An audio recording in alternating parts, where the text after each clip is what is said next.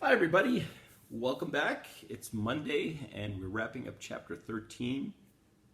Little housekeeping as always. The chapter 8 quiz is due on Wednesday and the chapter 13 quiz unlocks Wednesday at 8 a.m. And then we're back to the regular routine where the 13 quiz locks the following Wednesday and the chapter 18 quiz, which is the next destination for us, unlocks, and so on and so on. It really just 13, 18, 20, and after the 20 quiz, we're done with work except preparing for the final. And I'm going to dedicate at least one full lecture to doing a final review, okay? And of course, you get to do it in the comfort of your own home. See, previous semesters, you'd be sitting in the classroom, and I mean, I don't really hang around that much in the classroom during an exam. I mean, I just trust the students are going to do the right thing. But I mean, when I was in school, so these, the instructors would march the aisles like, guards in the cell block, and Star Wars had just come out, and so we're trying to pull Jedi mind tricks on these people. These are not the droids you're looking for. Move along. Didn't do us any good, but it was worth a try. So anyway, we left off with the marketing mix, which was the 4 Ps. Product. Do you have the right product? I mean, it all starts with that, right? Price. If there's competition, in most circumstances, there is several competitors. Are you appropriately priced? Now, if your product has a sort of an added value to it, you can correspondingly charge more for it, but you have to very clearly define what that value is.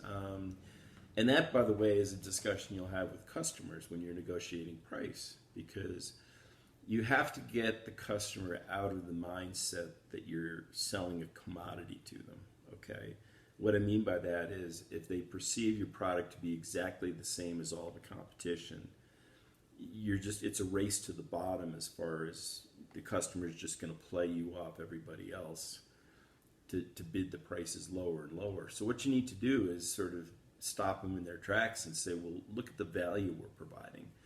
And if you can articulate that, you can justify a higher price. If you can't, you're kind of screwed. You can't really expect somebody to pay more without getting benefit in return. So food for thought, if you get out in sales and marketing, is be able to, it's what's called defining the value proposition. Okay, now if you take marketing classes, 2-level marketing classes and 3-level so on, you're going to get into defining the value proposition, okay? So, and that is what, in fact, is differentiating you from your competition. Yes, we're more expensive, but look at the additional value we provide. And then you got to get affirmation from the customer. Is this value to you or not? If the customer says, well, that's not really important to us, well, yeah, again, you need to kind of pull back and put together another strategy, okay? So the next section of the book talks about getting information for marketing, basically, and there's 2 ways to do it. One is primary research, and primary research is research that you do yourself, okay? And that's customer surveys. When you buy something, sometimes the manufacturer will send you a survey form. That's direct marketing. And then there's many forms of it. Focus groups will pay you $200 to come in and spend so much 3 hours to review this product for us. McGraw-Hill does it for the textbook. They reached out to me summer before last and said, we'd like you to be part of a focus group for the new version of the text. And the new version of the text is back in shrink wrap over there. So, I mean, there's that.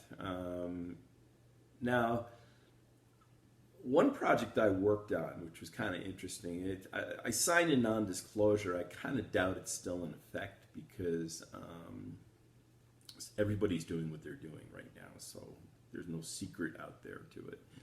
But it was a major credit card company. And the project basically is, it was, we met to brainstorm it at the headquarters, and the regional headquarters.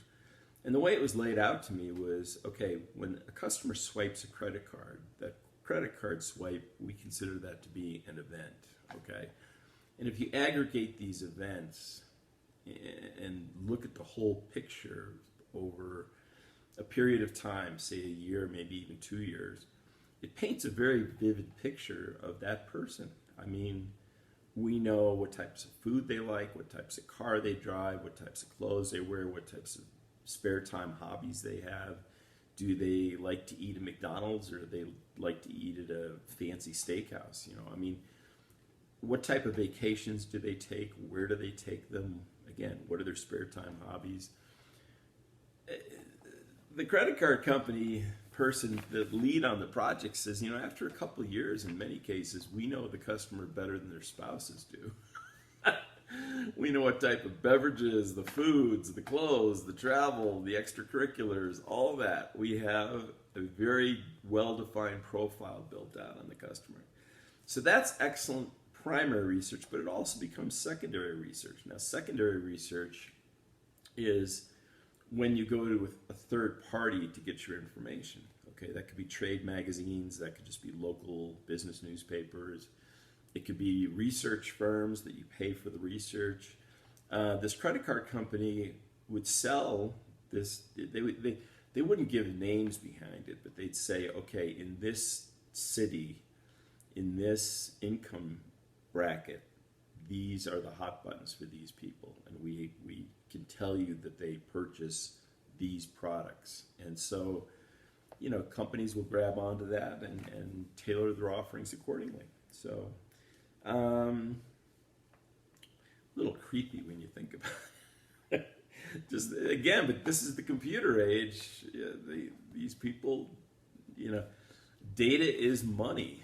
And as I said, I've had some discussions with CEOs where they say, we need more data. The honest answer is they need less. They actually just they have so much data that they're getting distracted by what I call white noise, irrelevant data, which is distracting their focus.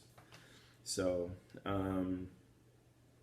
that's something I could sort of talk about all day, because that was a major project and generated a lot of value for both the credit card company and those secondary customers that they sold the data off to. The next part of the book, of the chapter, is the marketing environment. And the book goes on to list several factors.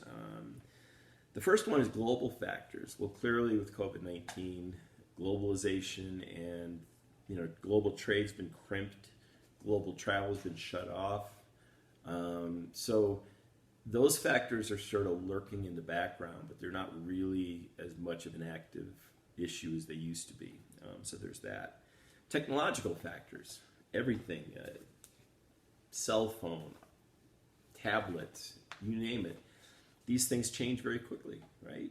I mean, the functionalities, the capabilities, home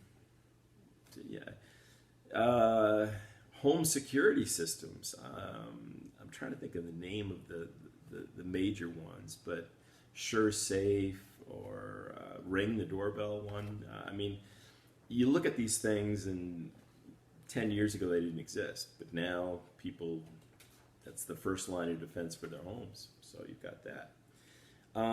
Socio-cultural factors. That's what I find personally interesting.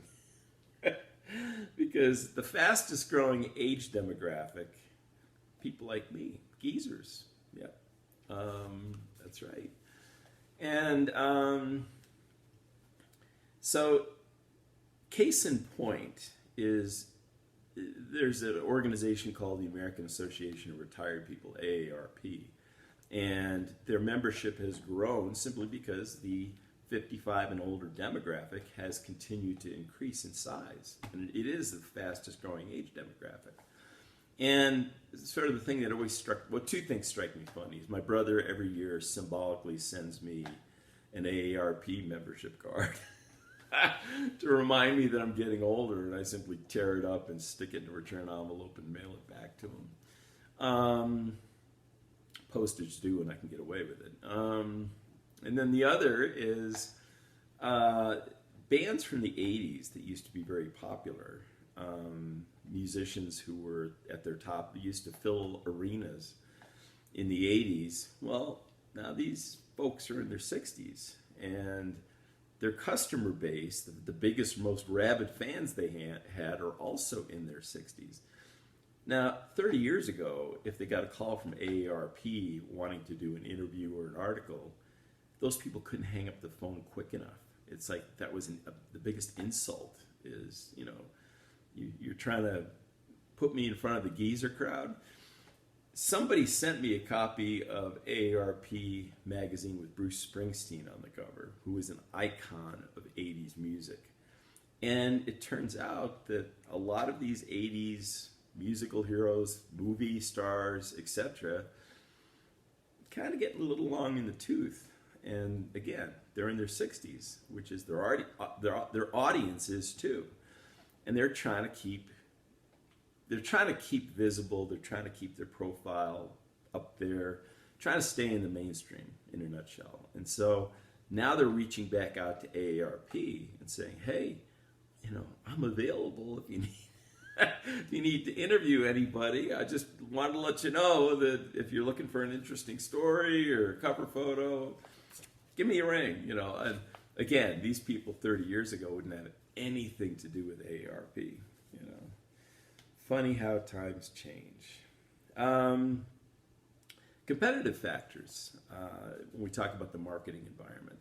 That also brings you into a topic that will also rear its head if you go into more advanced marketing courses, which are barriers to entry. Is what you're doing easy to replicate? The sweet spot, the holy grail of a product in a marketing campaign is to have a product where you've got very little competition. Case in point is that iPod that Apple came out with many years ago. When it first came out, there wasn't anything else on the market that did or could compete with it because Apple owned the patent to the technology that allowed it to be an iPod. In other words, was able to digitize lots of music and play it back without hissing or scratching or jumping around. And nobody else had that technology. And then, of course, they put it into the iPhone, and other companies came up with similar technologies, which is why Samsung Galaxies have music libraries on them too, that type of thing. But at first, Apple had a monopoly on that. So barriers to entry were extremely high. But other cellular companies and portable device companies said, hey, we've got to get this for ourselves because otherwise we're missing out on a massive market. And that's an example of competitive factors. That's a vital part of the marketing environment. And then last but not least, according to the book, economic factors. How is the economy doing in a country? Economics vary from country to country and from time period to time period. The world is rarely in a global recession. It's not to say that it can't happen. Quite frankly, it does on occasion or during the course of a generation. But in 2008, when the American stock markets took a nosedive, South America did well. Those markets were actually up during that period, where the NASDAQ here in the United States fell 40% or something like that. So some egregious amount. So the economy, the economic picture of countries change, and not at the same rate. Okay, clearly COVID's put the crimp on all of us at this point, but this too shall pass. Now that I've survived my two shots, now I'm back to being close to spry and chipper, and again, Berkey. And hopefully the world will start healing up pretty quick. So I'm going to stop right here because we're at the 15-minute mark, and then I'll do part 2, and we'll go on from there. Thanks.